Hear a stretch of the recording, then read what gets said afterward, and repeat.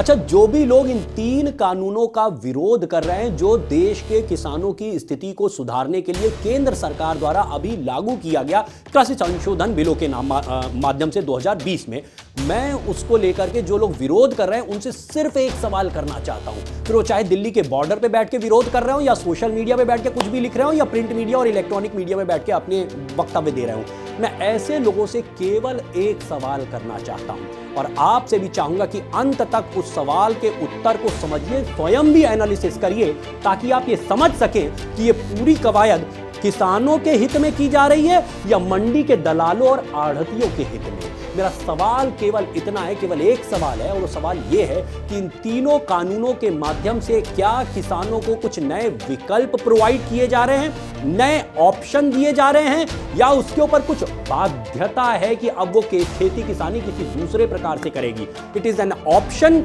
और it is a compulsion. आपको ये सोचना होगा, क्या उसे एक नया विकल्प दिया गया है कि भैया आज तक तुम जैसे मंडी में जाके माल बेचते थे, अब तुम चाहो तो मंडी में भी माल बेच सकते हो और चाहो तो बाहर भी बेच सकते हो। ये उसके लिए विकल्प है या बाध्यता है? दूसरी चीज, उसको कहा गया कि आज तक जैसे आप खेती करते रहे आप वैसे ही खेती करेंगे, और या फिर उसको ये कहा गया कि भाई अगर आप कॉन्ट्रैक्ट करके, आप किसी के साथ अनुबंध करके अगर खेती करना चाह रहे हैं तो जो कॉन्ट्रैक्ट फार्मिंग है ये उसको एक विकल्प दिया गया है कि चाहो तो इसे चूज करो, और या फिर उसको बाध्य किया जा रहा है कि नहीं भैया तुमको तो अब जो है कॉन्ट्रैक्ट करके ही फार्मिंग करनी पड़ेगी। इस सवाल का सही से उत्तर ढूंढना आवश्यक है। जब लैंडलाइन था तो मोबाइल जब ये आया तो ये मोबाइल हमें ऑप्शन के रूप में दिया गया था कि ये कह दिया गया था नहीं अब तो तुम्हें मोबाइल ही इस्तेमाल करना है? इस सवाल का उत्तर इस वीडियो के माध्यम से आपको समझना होगा और इसका सही एनालिसिस करके जो लोग गुमराह कर रहे हैं उनको उत्तर देना होगा।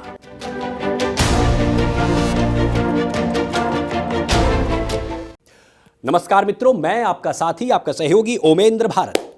एक बात से इस वीडियो की शुरुआत करता हूं कि मैं अभी परसों एक इंटरव्यू देख रहा था योगेंद्र यादव जी का। आप देख ही रहे होंगे इस पूरे आंदोलन में वो काफ़ी बढ़ चढ़ के आगे बढ़ के बातें कह रहे हैं। तो पिछले इंटरव्यू में उन्होंने ये कहा कि हम केंद्र सरकार से कह रहे हैं कि भैया जो ये आप हमें गिफ्ट देना चाह रहे हैं, हम ये गिफ्ट नहीं लेना चाह रहे हैं, लेकिन केंद्र सरकार है कि हमें जबरदस्ती गिफ्ट देना चाह रही कि नहीं भैया ये गिफ्ट तो आपको लेना पड़ेगा, कि आपको एक जो नए ऑप्शन दिए जा रहे हैं कि आप मंडी के बाहर भी माल बेच पाओ, आपको जो ये नया ऑप्शन दिया जा रहा है कि नहीं आप जो है केवल अपनी जो जैसे खेती करते थे वैसे ही नहीं, अब आप कॉन्ट्रैक्ट फार्मिंग भी कर सकते हैं। तो इस प्रकार का जो ये गिफ्ट दे रहा है, हम ये खेती और किसानी में इनका ये गिफ्ट स्वीकार नहीं करना चाहते। आज मैं दिल्ली के स्वास्थ्य मंत्री सत्येंद्र जैन साहब को भी देख रहा था कि वो भी यही बात कह रहे हैं कि हम सरकार से कहना चाहते हैं किसान आपका गिफ्ट नहीं चाहता है, आप क्यों किसान को ये गिफ्ट देना चाह रहे हैं? तो हम उनसे पहली बात, तो ऐसे लोग जो गुमराह कर रहे हैं, मैं उनसे पहली बात तो ये कहना चाहता हूं, नंबर एक बात, पहली बात, आप देश के समस्त किसानों का प्रतिनिधित्व नहीं करते हैं। देश के समस्त किसान ये गिफ्ट नहीं लेना चाहते हैं, ऐसा नहीं है, पहली बात। दूसरी बात ये, और इसका सीधा सा प्रमाण ये है, बहुत से ऐसे किसान हैं जो कि कृषि मंत्री के पास भी जाके अपनी बात रख चुके हैं कि भैया हम इस बिल से सहमत हैं और हमें ये बिल चाहिए था। और आप पुराने अगर इन लोग के इंटरव्यू उठा के देखिए तो उसमें बहुत से ऐसे लोग जो आज विरोध कर रहे हैं वही लोग इस बिल का पहले समर्थन किया करते थे। दूसरी बात मैं ये कहना चाहता हूं कि सरकार ने कोई आपको गिफ्ट दिया नहीं है, गिफ्ट टेबल पे रखा है। आपको ये गिफ्ट नहीं चाहिए तो टेबल पे लाइन लगा के क्यों खड़े हो भैया, आगे बढ़ो। बहुत से ऐसे लोग हैं जिन्हें ये गिफ्ट चाहिए, जो चाहते हैं कि मंडी के कमीशन एजेंटों से उनकी मुक्ति हो, उनसे आजादी चाहते हैं। आपको मंडी में ही बेचना है ना, आप मंडी में बेचो। जो मैंने इस वीडियो की शुरुआत में सवाल रखा कि ये बताइए कि ये एक विकल्प दिया जा रहा है या आपके ऊपर बाध्यता है? भैया आपको गिफ्ट नहीं लेना है तो कोई जबरदस्ती नहीं कि आप ये गिफ्ट लो, आप भैया आगे बढ़ जाओ। पीछे और लोग खड़े जिन्हें ये गिफ्ट चाहिए, जो ये चाहते हैं कि मंडी के दलालों से, मंडी के कमीशन एजेंटों से उनकी मुक्ति हो। तो इसलिए आप कृपया किनारे हट जाइए, जिनको ये गिफ्ट चाहिए उनको लेने दीजिए, उनके लिए ये एक विकल्प दिया गया है। जिस समय देश में लैंडलाइन आई, लैंडलाइन के वक्त भी ऐसा कोई बाध्यता नहीं थी कि नहीं भैया आप सबको जो है लैंडलाइन इस्तेमाल करना है। जब लैंडलाइन के बाद जब मोबाइल आया तो मोबाइल भी किसी के ऊपर कंपल्सन नहीं था कि नहीं अब मोबाइल लैंडलाइन छोड़ के अब सबको मोबाइल इस्तेमाल करना है। किसी के ऊपर कोई बाध्यता नहीं थी, लेकिन लोगों ने लैंडलाइन का इस्तेमाल किया, कम्युनिकेशन फास्ट हुआ। उसके बाद जब मोबाइल आए तो मोबाइल को लोगों ने इस्तेमाल करना स्टार्ट किया। तो टेक्नोलॉजी आती है और टेक्नोलॉजी का इस्तेमाल करने वाले इस्तेमाल करते हैं। भाई ठीक है, आज हम मोबाइल का इस्तेमाल करते हैं, जिनको लैंडलाइन चाहिए उनके आज भी, मेरे घर में भी आज भी लैंडलाइन लगी हुई है, तो हम लैंडलाइन भी इस्तेमाल करते हैं, हम मोबाइल भी इस्तेमाल करते हैं। तो एक विकल्प दिया गया है, कोई बाध्यता नहीं थी कि आपको यही इस्तेमाल करना है या अथवा इस्तेमाल नहीं करना है।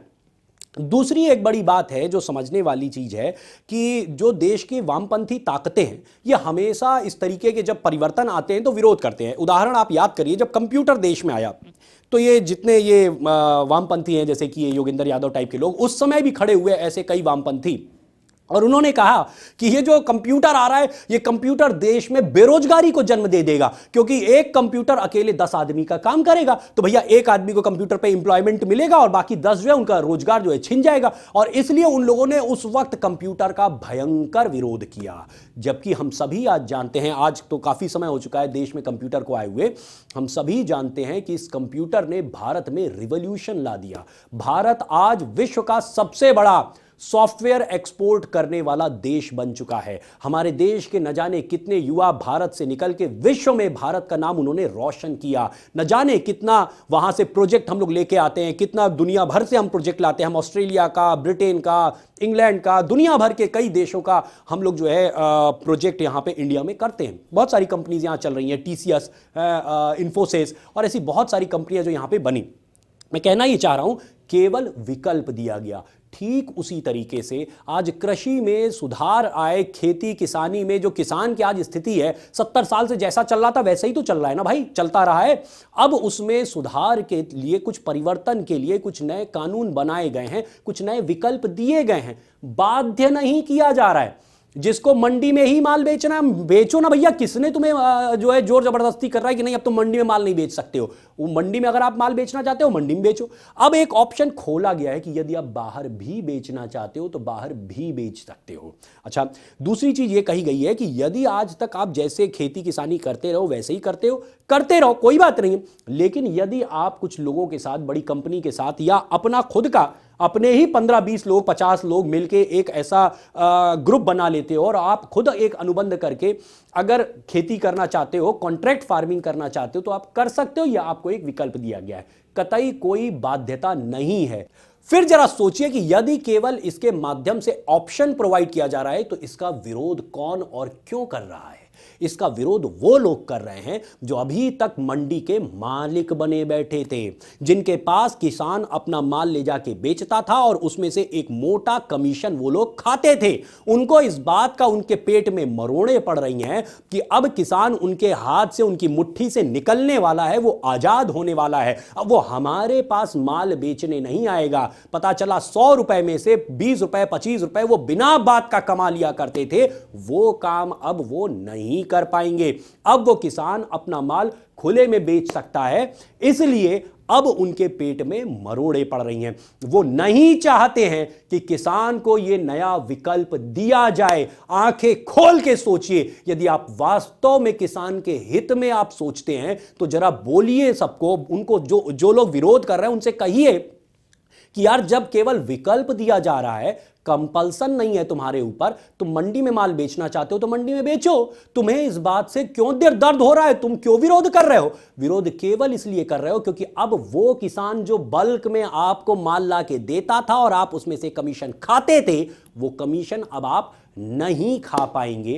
केवल और केवल इसीलिए कमीशन एजेंटों को, और अब उनके साथ राजनीतिक ताकतें भी जुड़ गई हैं, जिनको कि केवल विरोध करना होता है, अंध विरोध करना है, उनको तो केवल केंद्र सरकार का विरोध करना है, इसलिए राजनीतिक ताकतें उनके साथ जुड़ गई हैं कि भैया हाँ चलो पीछे से इनको बैकअप दो और किसान शब्द के पीछे से पूरा खेल खेला जाए, एक इमोशनल कार्ड प्ले किया जाए। और इसके लिए राजनीतिक ताकतें भी इनके साथ जुड़ गई हैं। और जो भारत विरोधी ताकतें होती हैं, जैसे कि शाहीन बाग में जो जिहादी बैठे थे, इस प्रकार के लोग भी इनके साथ जुड़ गए हैं जो देश में अस्थिरता उत्पन्न करना चाहते हैं। तो मेरा मानना है कि अब आपको ये बात समझ में आ गई होगी।